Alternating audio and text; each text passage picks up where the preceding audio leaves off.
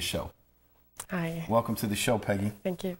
When and how did you meet the man that would become your husband? Well, it was also in a bar where you meet most alcoholics. It happened to be one day after my work because my girlfriend Sandy wanted to go to play pool. She likes pool. I normally don't like to go to any of these places, but all your friends seem to want to hang out in those places. So I went and I happened to meet him. So, and he was tall and handsome, like a typical 6'4", blue-eyed, brown hair, you know. So we hit it off and we started dating.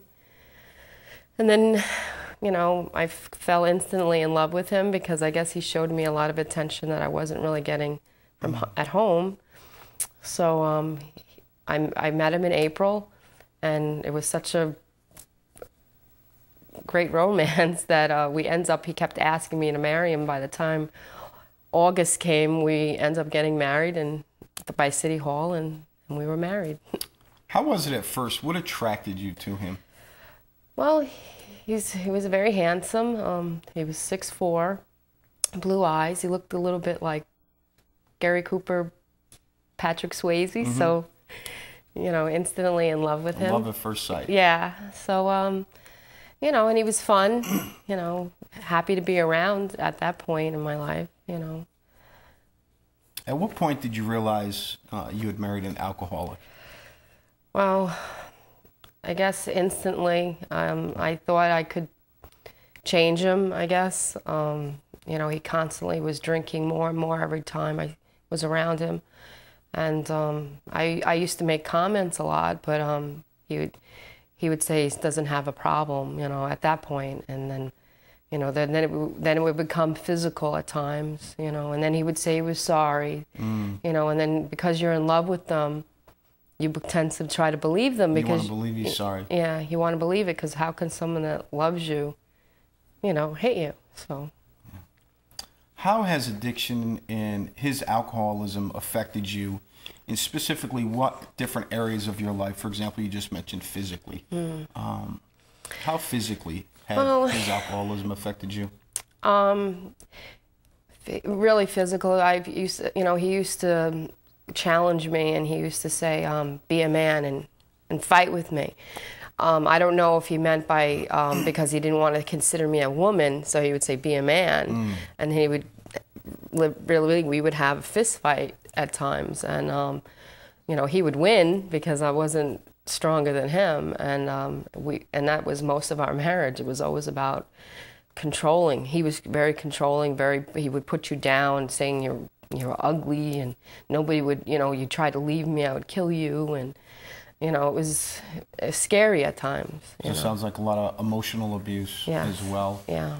So as far as your self-esteem, what sort of things emotionally, what kind of emotional abuse did you experience in particular? Well, he was always getting into trouble.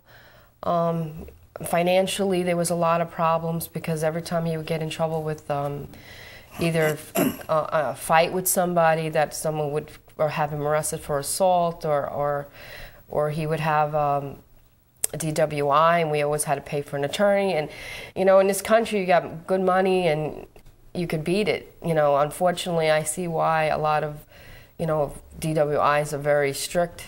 You know, in his case, they should have been a lot stricter because he got away with drinking and driving, and so many times crashed up so many cars. I mean, it was always penny pinching because we was always spending money on lawyers, you know, and it was $500 an hour lawyers we were paying, you know. It wasn't these minimum wage lawyers. Yeah. You know. So financially there was a lot of stuff.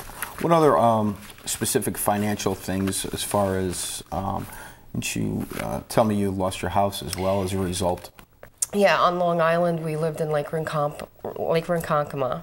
And there was this one incident. We've been living in this house a few years, and this one time he had stopped drinking for like a 6-month period, which was really good. Yeah.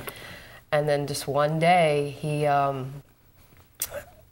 started drinking when I was at work. You know, I had just spoken to him around 2 o'clock, and I was called on my radio from my work. You know, on the bus we have radios because I drove for the MTA at one time.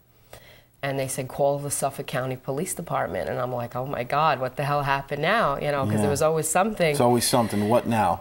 So I call up and they asked me if I had a fight with my husband. And I said, no, I didn't have any fight. I just spoke to him around 2 o'clock. Everything was fine. So they told me, don't call home. So I'm like, oh my God, what the hell happened?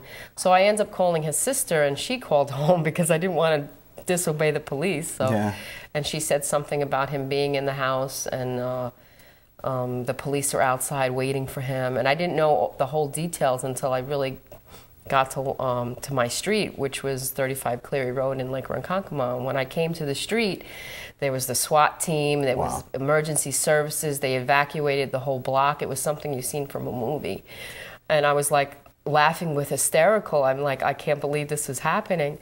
And at that moment, the police told me that he had a gun and he had shot it off, and it went through the side wall of a bedroom and just grazed the neighbor's son. Wow. And hit and broke his window. So this was really serious, you know. And they had him. It took hours because he wouldn't give up. He wouldn't give up the kids. So it was literally a hostage situation. Well, if it was on the news and in the paper at that time. It was in October of '99, and that man, like Lake Ronkonkoma man, holding kids hostage. That's how it was. I mean, it was more of a standoff. Yeah, it was a standoff thing. I don't think he was holding his kids hostage. I believe when he told me he didn't want to give the kids to the police. He didn't want a kid. I mean, he's had police all his life, so he felt he didn't want to leave the kids with the police, and then I wasn't there. But it traumatized them. I mean, they didn't like seeing police at all. Every time the police came around, they always considered them bad because they were always taking their father. It was never a positive experience. Yeah, with the police department, yeah. There was one time he even hid in the basement because he had a hit and run one time out there as well, where the police came looking for him, and I thought he was in the house, and he was in the house, but he hid in this crawl space in the basement, you know, drunk, you know, and they had to go in and get him. To pull him out? To pull him out, yeah. This happened even before that. With you know, his father lived with us for a little while too, and he was an alcoholic. He drank. You know, it's just always alcohol, always. I never drank. You know, I hated it. You know, I hated seeing him like that. You know, I was adopted when I was 4, and both my history of what I've heard, that both my parents were very big drinkers. You know, but I chose not to drink. You know, I mean, I guess it is possible that you can refrain from it, but so you got to make that decision in your life. And it's definitely it is a hard decision. That choice. Yeah, it is a hard decision. So physically, emotionally, financially, and just because you're married to someone doesn't mean that there can't be sexual abuse involved too, especially with the disease of alcoholism and addiction. Yeah. Can you share a little bit? Yeah, he used that to try to